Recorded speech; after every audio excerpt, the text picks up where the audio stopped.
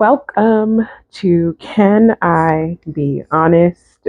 A dialogue, of a place for me to talk, connect with other people. My name is Brown Rose. I am a trauma informed yoga teacher. I am a self healer. I am a survivor of intimate partner violence, survivor of childhood abuse.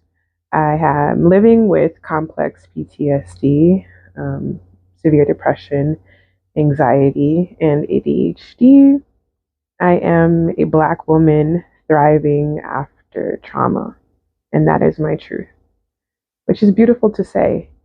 However, I found that in the last 8 years, my own healing journey, that being honest is something that has been hard for me to do, not only with the people that are closest to me, my family, but also with friends. I have outgrown a lot of people.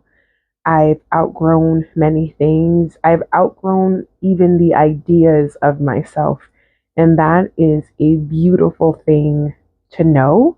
However, there's so much healing, I believe, in being able to have authentic conversations, to have honest conversations about who you are, what your needs are, and whether the people in your life are meeting them. And that's the purpose of this podcast, if you want to call it that. It is a point to create this space to have the dialogue and the honest conversations about the things in my life, and hopefully I get to add other people to this thing that we call life, and to keep that conversation going.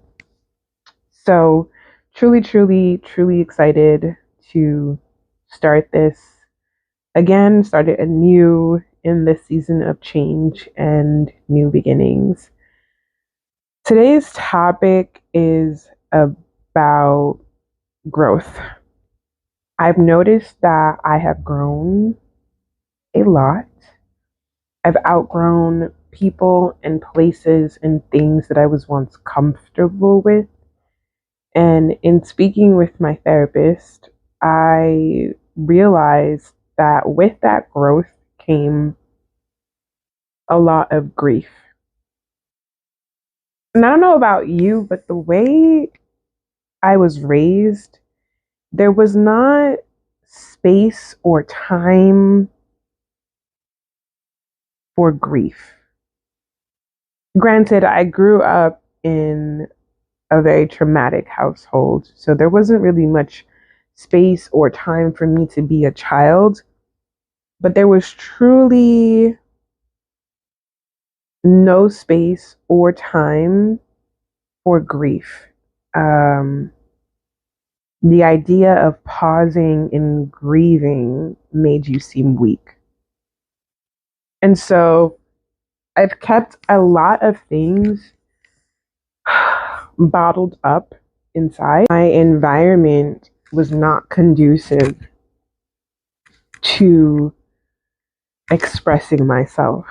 That would ruin the homeostasis of the environment. That eventually taught me that I was not heard, I was not valued, I was not seen, and it shaped my way of connecting with the world. Now that I have outgrown that mindset, I have outgrown that home, literally, I am finding myself in spaces and in places where that feeling of not being heard, of not being seen, of not being valued is springing up again, causing that grief because I have now realized that I've outgrown something that once felt safe to me.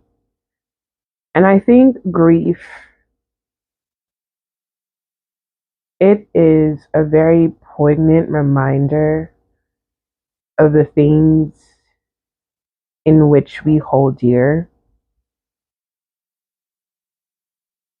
I truly believe if we let it, grief can be a reminder and a way to navigate towards who you are in this sense, in the sense of finding a home within myself.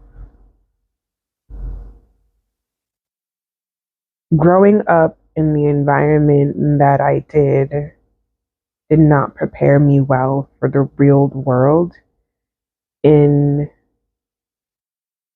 terms of thinking of it from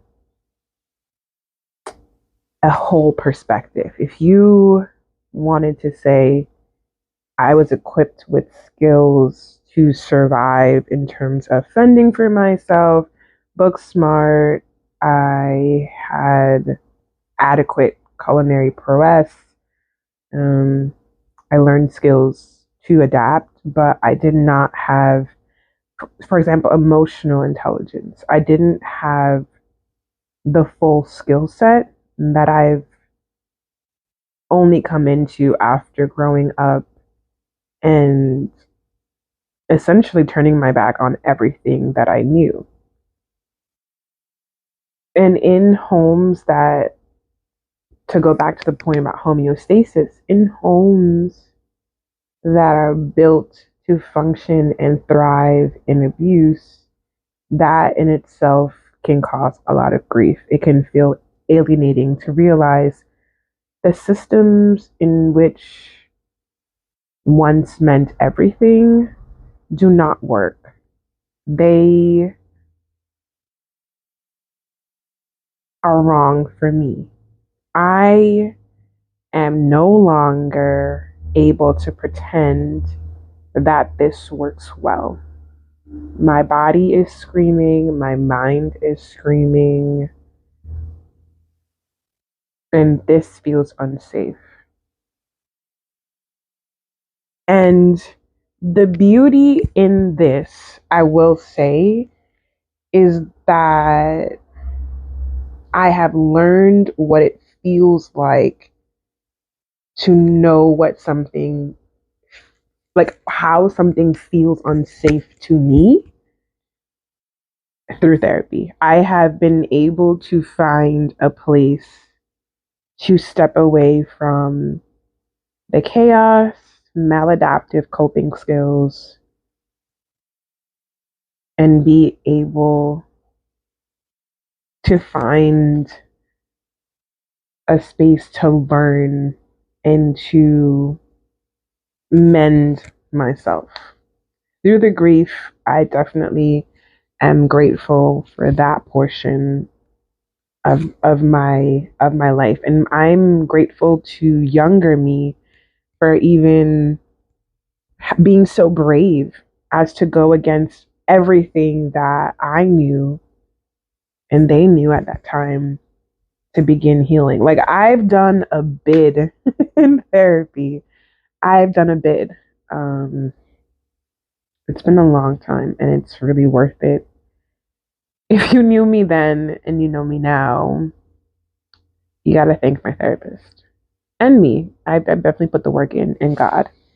So, but yeah, the grief of knowing that I no longer find solace in people and places and things that once brought me comfort. It is bitter. It is bittersweet. It is scary, terrifying, really.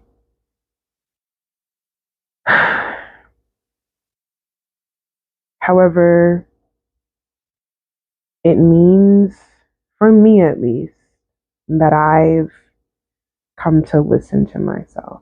I can hear myself. I can get in tune with myself. And that's a beautiful thing, to put myself first in a world where it is seen as too much to be selfish. It's selfful and full of myself because I am brilliant. I deserve it. I've already experienced the worst of the world.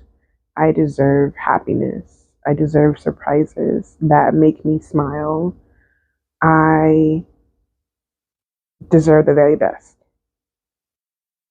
And it is my hope that with this continued dialogue, it offers insight, it offers not only a way for me to pour into other people, but for other people to pour into me. I meet other bold and vivacious and talented and awe inspiring people, men, women, everyone, non binary, gender non conforming, just in love with their lives and thriving after trauma. I want to see that because it has taken such, it has taken such a long time to get here, to arrive at just this moment. I can't say how I'm arriving, but I am arriving, and I want to see more people around me who also look like me, who are thriving, who are doing their inner work, and who are showing up as themselves, authentically as themselves. That's dope to me, and that's what I really, really want. I'm so excited for this, and truly, I say this and I mean it. Peace, love, and light, beloved. I hope you are taking care of yourself, and I'll talk to you soon. Bye.